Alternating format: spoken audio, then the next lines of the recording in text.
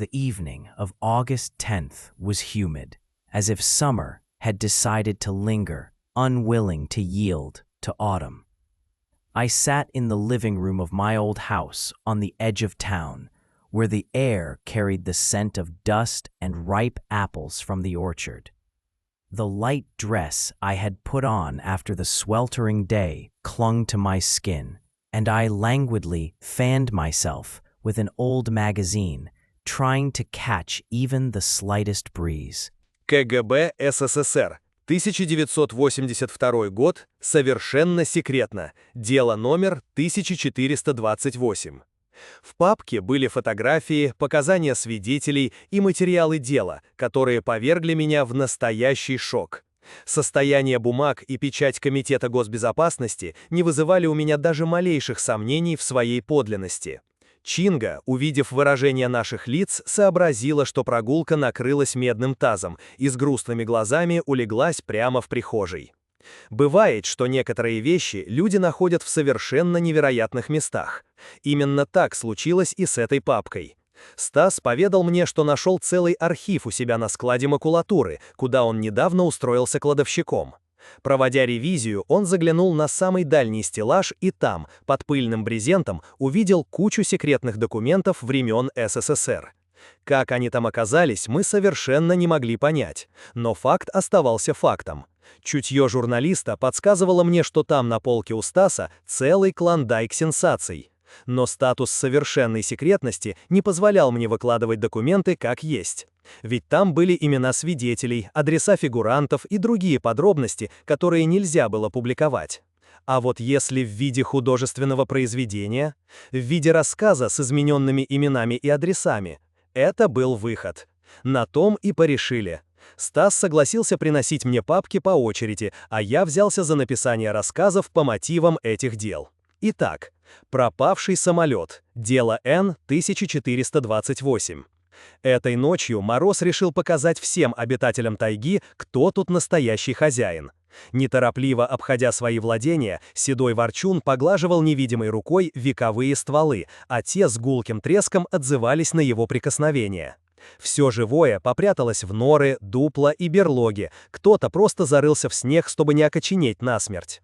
Лес замер, и лишь 3 фигуры прокладывали путь в самых дебрях ночной чащи.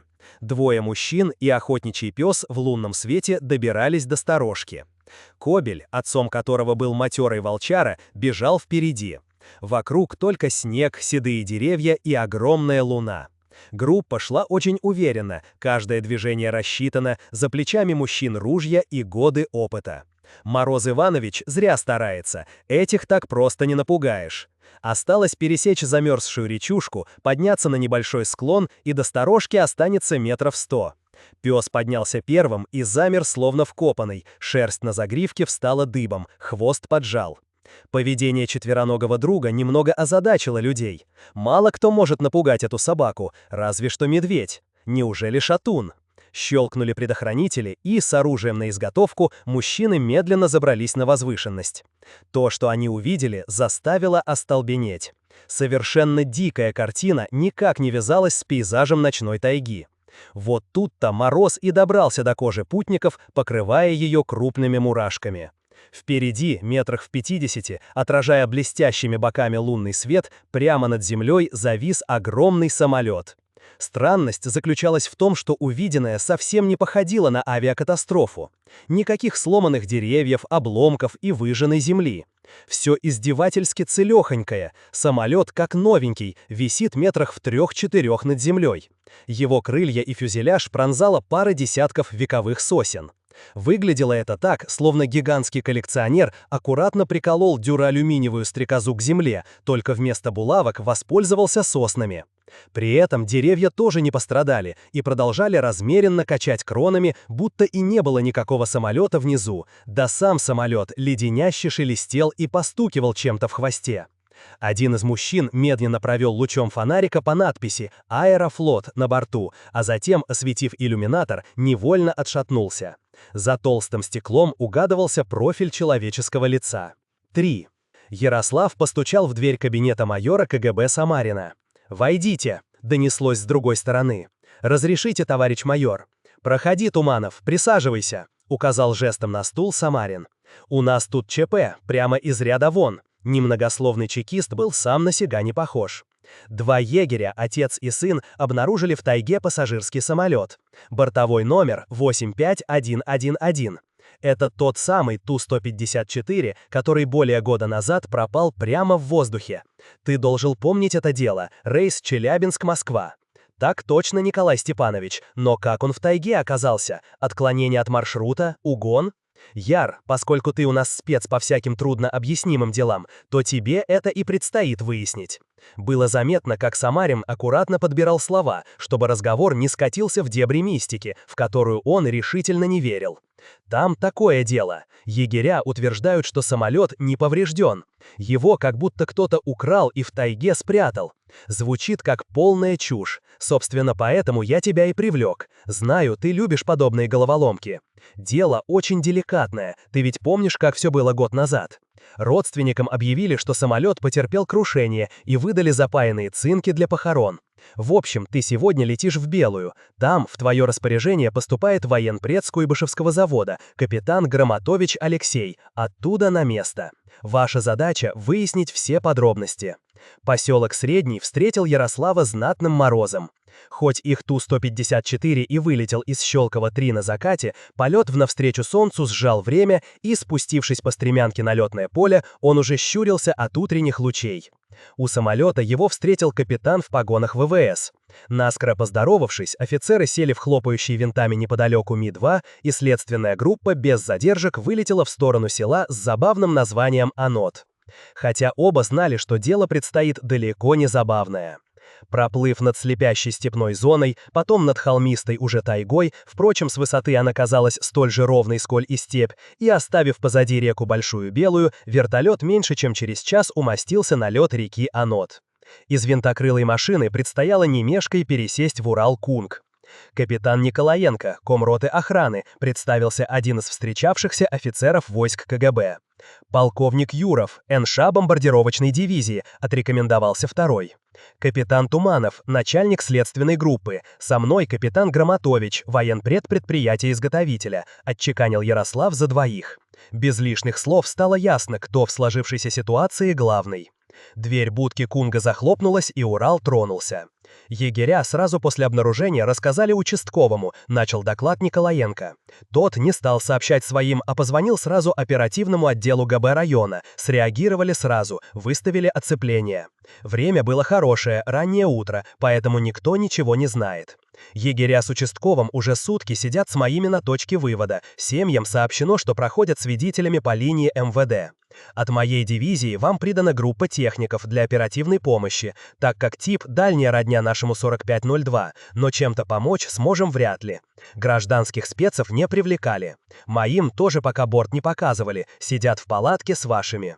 Отлично. Никаких движений на борту нет, разрушений? Ничего, стоит, висит памятником, поежился старый летчик. Никто на него не поднимался, сами понимаете, это даже не наше решение, а приказ Москвы.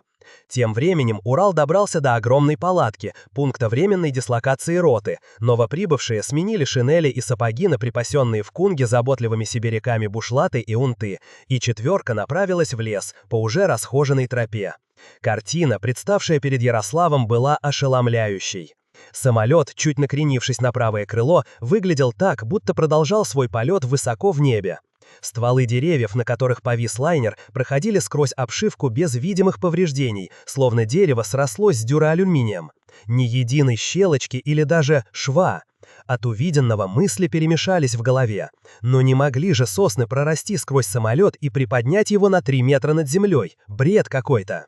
Роторы двигателей тем временем от нетипичного в этих краях ветерка продолжали зловеще вращаться, погромыхивая остывшими лопатками, словно кто-то делал закоченевшему самолету искусственное дыхание. Подойдя ближе, Яр смог разглядеть профили пассажирских лиц сквозь заиндевевшие иллюминаторы. Мороз пробрался к самому сердцу. «Там что, все мертвы?» – прохрипел Яр, не отрывая взгляд от жуткой картины. «Ну Да, наверное. Самолет в полетной конфигурации, внешних повреждений нет, растерянно пробормотал Громотович, обойдя все так же висящий в деревьях лайнер. Остальное после детального осмотра. И, приставив к дереву, которое пронзало центроплан, легкую дюралевую лестницу, полез наверх. Топливо в расходном 3200, полной выработки топлива и автоматики не было, напомнил он через пару минут. Полезни внутрь. «Полезнее», — кивнул Туманов, помогая Громотовичу переставлять лестницу к тому крылу, что наклонялось ближе к земле. Юров и Николаенко оставались внизу на подстраховке, больше к самолету никого не подпускали по соображениям секретности. Взобравшись на скользкую плоскость, Алексей осторожно подошел к аварийному люку и потянул за ручку. Та поддалась. Защелки открыты на полет, так и должно быть. Надев противогазы и включив дозиметр, офицеры мягко опустили крышку люка знутрь. Резина сильно холодила лица, а увиденное в салоне заставило буквально оторопеть. Вокруг сидели, лежали и висели на спинках кресел в самых разных позах люди, намертво застывшие. Кожа покрыта инеем. Эта жуткая картина навсегда врезалась в память молодых людей. Стволы деревьев, на которых висел Ту-154, продолжались и в салоне. Как странные и неуместные колонны, они пронизывали буквально все – пассажиров, кресла, чемоданы. Но везде без повреждений, сливаясь в единое целое, срастаясь с тем препятствием, которое они прошивали. Разбросанные тела, сумки и одежда говорили о том, что самолет сильно кидало, прежде чем он застыл в этой точке пространства. А застыл он, похоже, мгновенно, создав эдакий объемный столб. I could not deny, however, that there was something alluring about him. The broad shoulders, the dark hair he carelessly swept back, and the strong hands with long fingers that seemed capable of handling anything. I would banish these thoughts, reminding myself that he was my daughter's husband, but sometimes, on evenings such as these, they would return like unwelcome guests. I heard a knock at the door as I was about to head upstairs for a cool shower. The knocking was sharp and insistent, and I frowned, not expecting anyone at this hour. Approaching the door, I peered through the peephole and froze in place. It was Sergei. He stood on the porch in a dark t-shirt that clung to his torso and jeans, with a light stubble on his face that only added to his dangerous allure. Lena, my daughter, had gone to the city for the weekend with her friends, leaving me in a silence I usually cherished. But this particular evening, the solitude felt oppressively heavy, almost tangible, and I found myself longing for the sound of her voice filling the house. Sergei, her husband, had never been my favorite person, with his sharpness, overconfidence, and habit of looking at you as though he knew more than he let on. I opened the door, attempting to appear calm despite the sudden acceleration of my heart rate. Sergei, I said, raising an eyebrow. Lena is not at home. She's gone for the weekend. He smiled, but it was not the smile he usually reserved for Lena.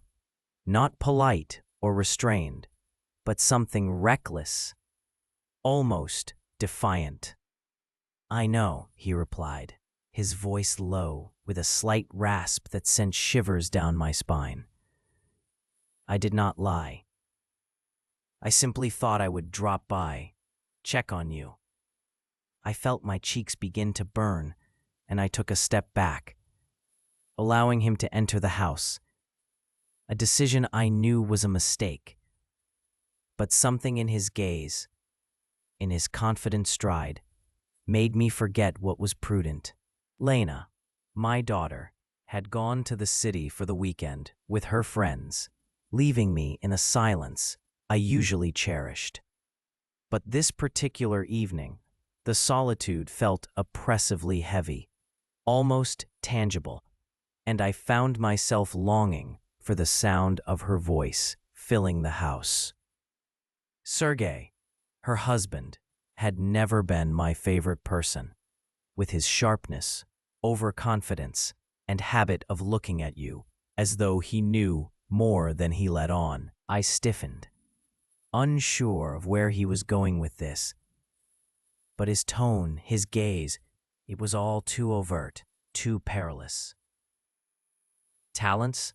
I attempted to smile, trying to diffuse the tension, but the smile felt strained. I'm just an ordinary woman, Sergey, nothing special.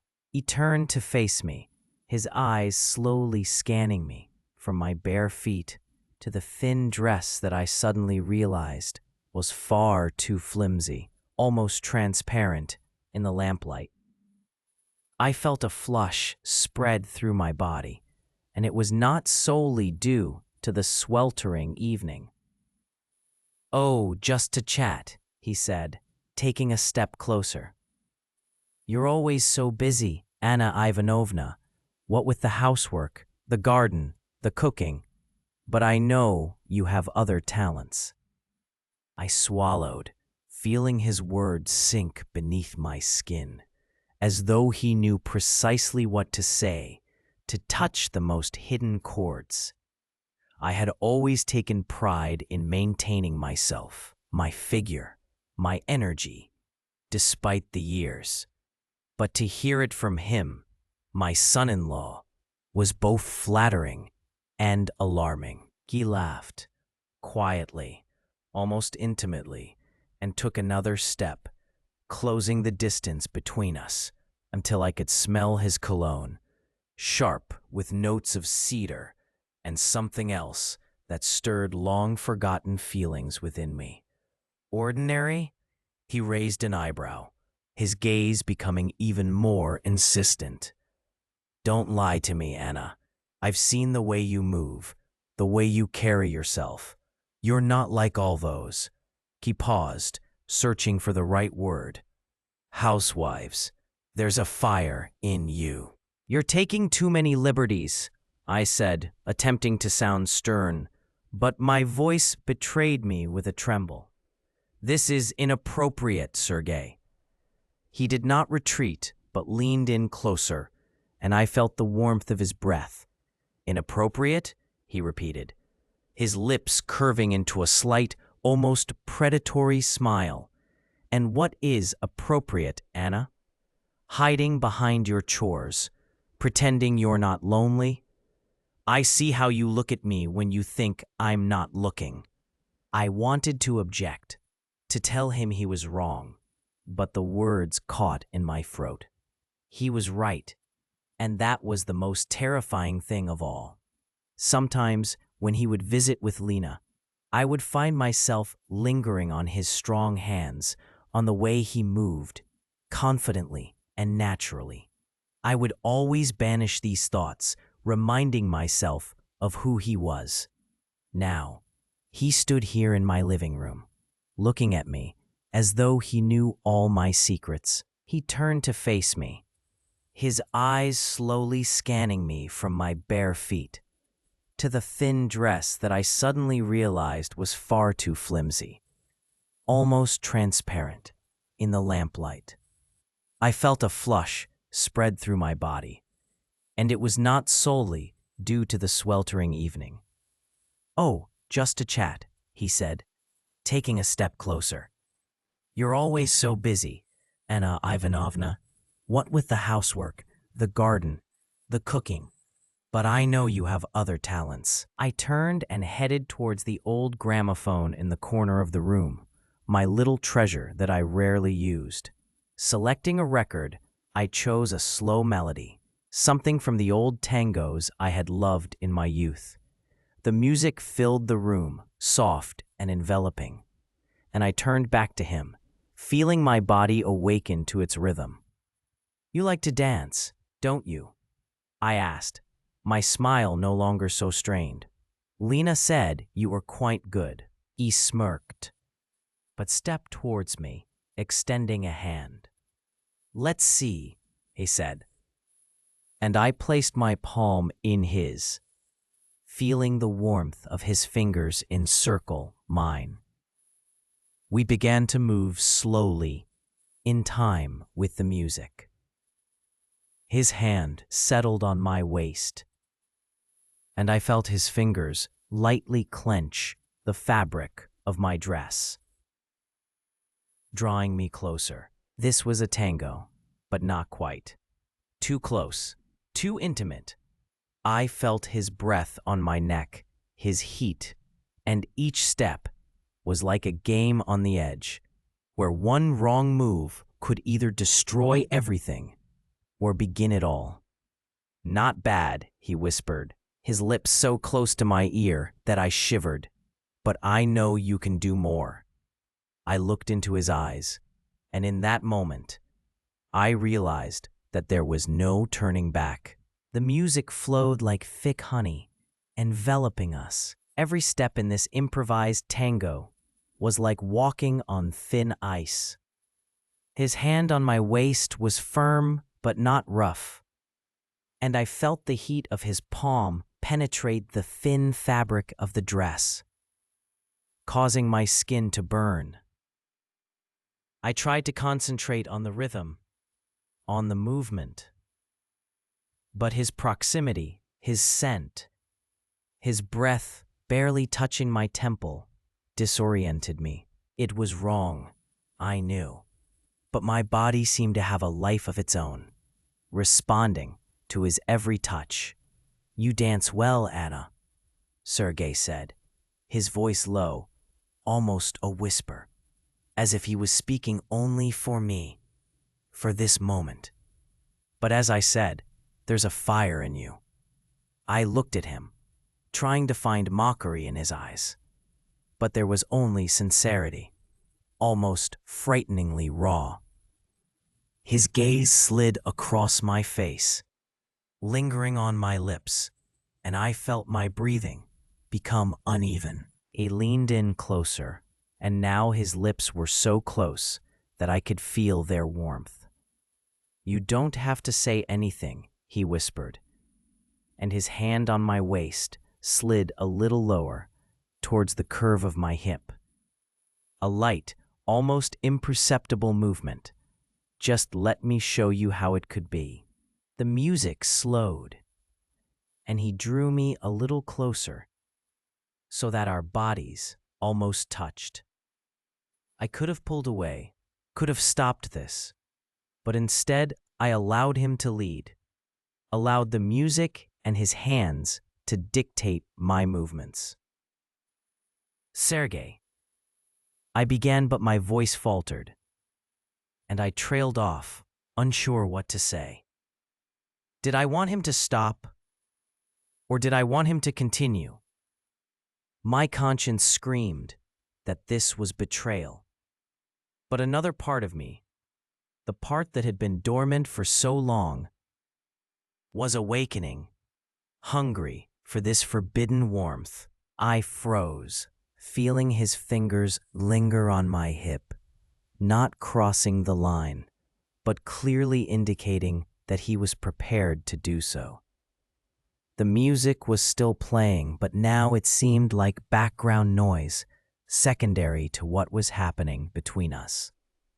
I looked into his eyes, dark with golden flecks, and felt my resistance melt like wax in a flame.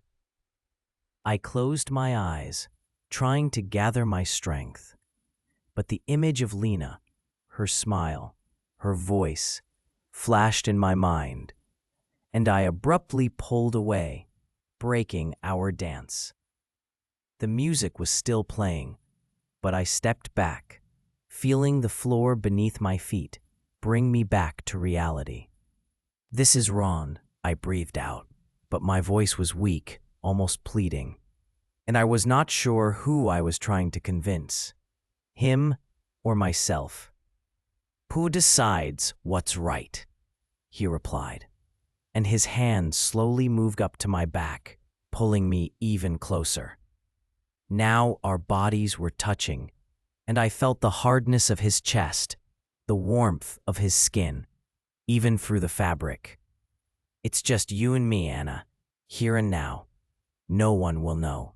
"No," I said, and this time my voice was firmer. "We can't. Lena is my daughter. You're her husband. This shouldn't be happening."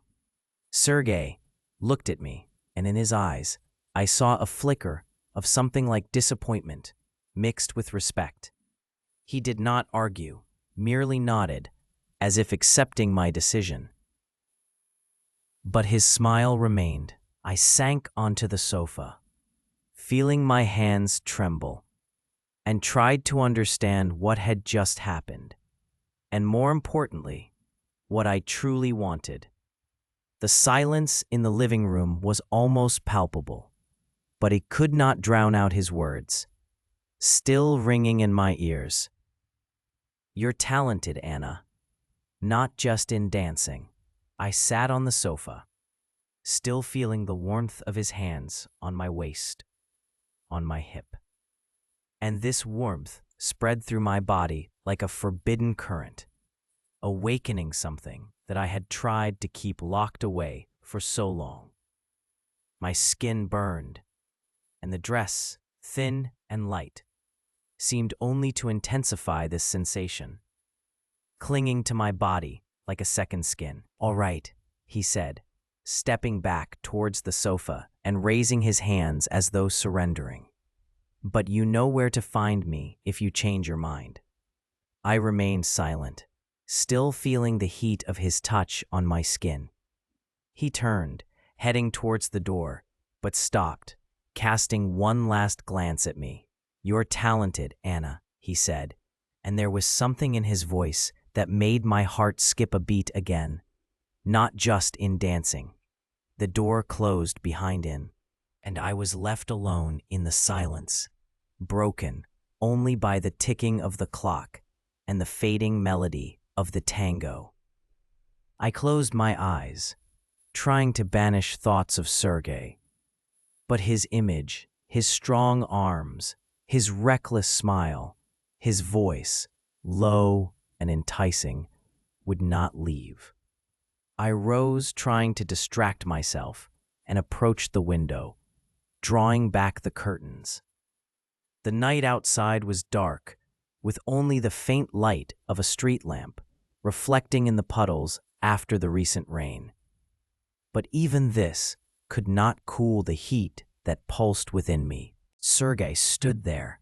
His dark t-shirt was slightly damp from the fine rain that had apparently started again.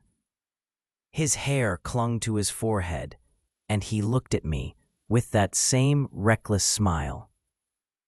Now there was something else in his eyes, a hunger that he no longer tried to hide.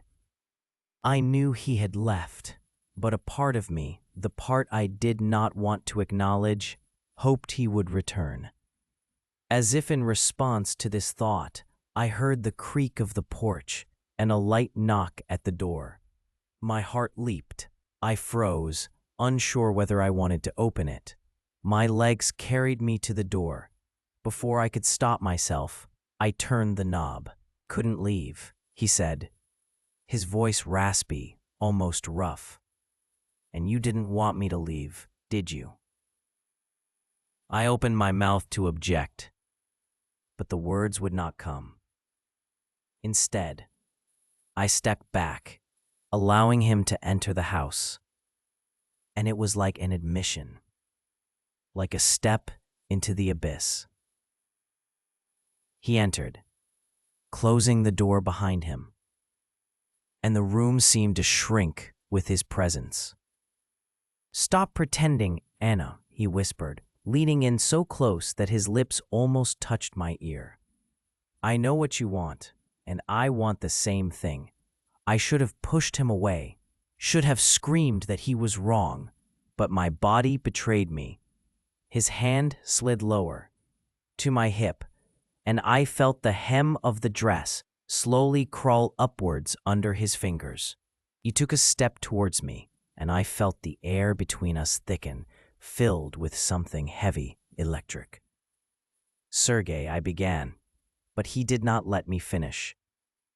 His hand touched my shoulder, slid down to my waist, and I gasped at his touch. His fingers were warm, slightly damp from the rain, and they clutched the fabric of my dress, drawing me closer. His other hand settled on my neck, fingers softly but firmly tilting my face upwards, forcing me to look at him. "Then tell me to stop," he said, and his lips were so close that I felt their warmth. "Tell me, and I'll leave." But I remained silent.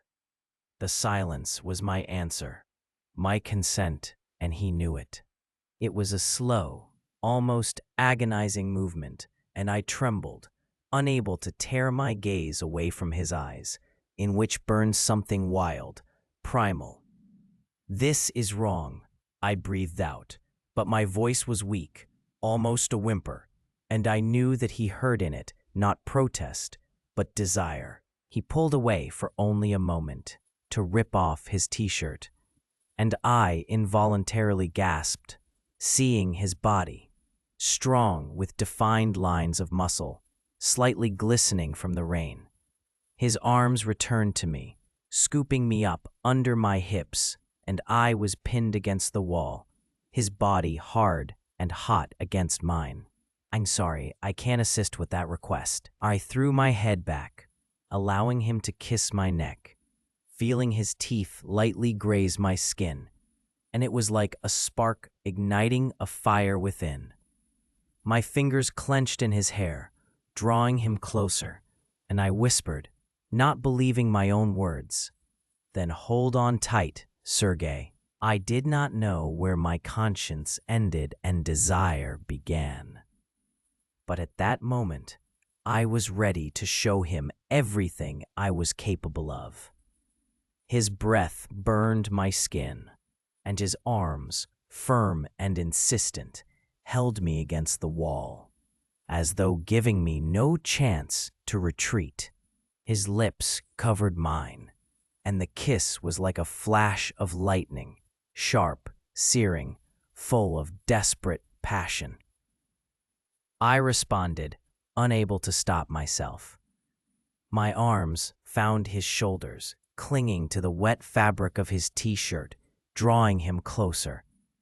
His tongue slid into my mouth, exploring, demanding, and I felt my knees buckle under the onslaught.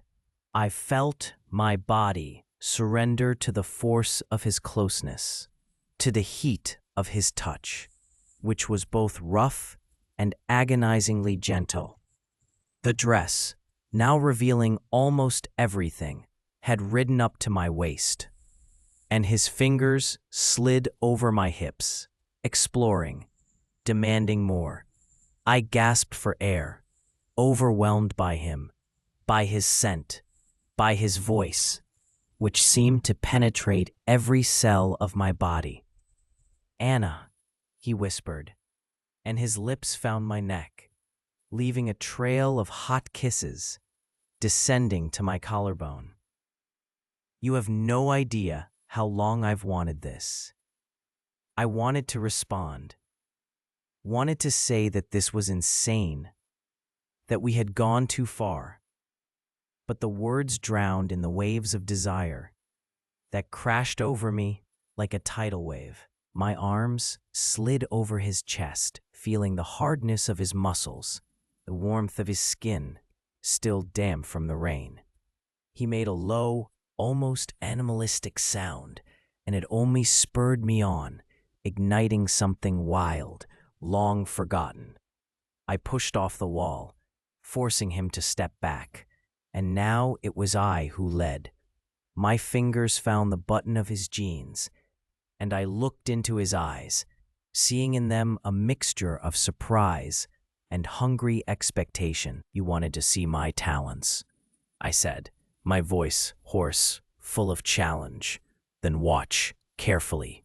I pulled him towards the sofa, not breaking eye contact, and he obeyed, allowing me to lead. When he sat, I straddled him, my knees on either side of his hips.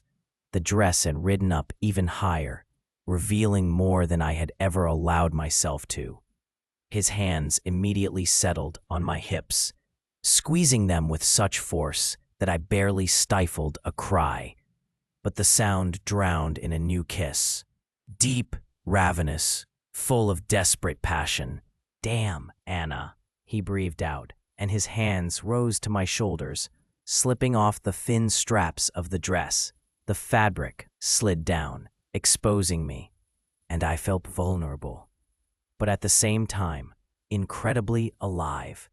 His eyes, dark and hungry, slid over me, and I saw in them not only desire, but something akin to admiration. The music, still playing on the gramophone, became merely a background for our breathing, for the rustle of fabric, for the soft groans that I could not suppress. His fingers slid under the dress, finding skin that burned under his touch, and I shuddered, feeling the last barriers crumble. I leaned down to him. My lips found his neck, and I nipped his skin, feeling him tense beneath me. His breathing becoming heavier. I did not give him time to speak. My hands slid down, unfastening his jeans, and he helped me. His movements were quick, almost impatient. We both knew that this was not just a moment of weakness. It was something more, something we could not stop, even if we wanted to. When his hands found me again, I no longer resisted, allowing him to lead, allowing myself to dissolve in this forbidden dance. Time seemed to stand still. There was only his touch, his lips, his body, which seemed to know how to awaken in me everything that I had hidden for so long. I moved with him in one rhythm, feeling each of his gestures, each of his movements, bring me closer to the edge, beyond which there was nothing but pure, unbridled pleasure. But reality did catch up with me. The image of Lena, her smile, her voice, flashed in my head like a lightning strike. I pulled away, pulling the dress back up. My hands trembled. This was a mistake, I whispered, not looking at him. This shouldn't have happened. Sergei looked at me. His gaze was no longer so hungry, but still warm, almost gentle. Maybe it was a mistake, he said, getting up and adjusting his clothes. But I don't regret it. And you? I did not answer. He walked towards the door, but stopped, casting one last glance at me. If you change your mind, you know where to find me, he said, and left me in the silence, permeated by his scent and my own thoughts. I sat on the sofa, feeling guilt and pleasure fight inside me. Lena would return in a day, and I knew I would not be able to look her in the eyes without remembering this evening. But at the same time, I could not deny that for the first time in years, I had felt alive, desired, full of a fire that I thought had long since died out. I did not know what would happen next, but one thing was clear. This evening had changed everything. And I had not yet decided whether I wanted this secret to remain only mine, or whether I wanted it to be repeated.